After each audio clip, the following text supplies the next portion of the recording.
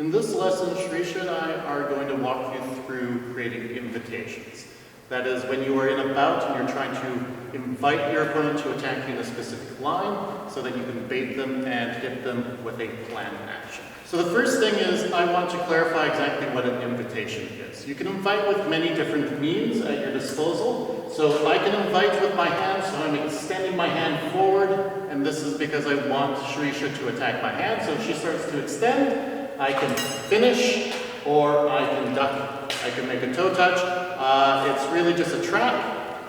Same thing, I can invite an attack to my foot, so I'm leading my foot forward. Shrisha's looking at it, she's going to go down, so she attacks my foot, and I go to the arm. So these are just invitations. This is me inviting an attack in a specific line or to a specific target. We're going to have a look at how we execute these actions. So the first thing you want to know is you don't want to do an invitation from too far away. So if we have a lot of separation, I can do invitations here, but it's not going to work, it's not going to do anything, because Shrisha is quite far away. It's going to take a lot of setup and movement for her to get close enough to make it hit. So when you want to do your invitation, you want to be within contact. That means our blades can kind of touch, we have a little bit of overlap, that means we can reach our opponent.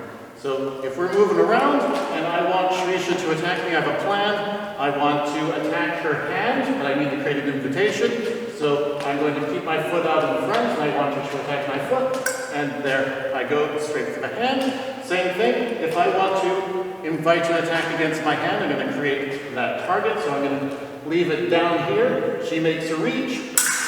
I make a parry, and I go in for the target on the body. So these are all situations. I'm creating an opportunity by inviting the attack. Now, it's very important to know that you have to be aware of your opponent doing the same thing.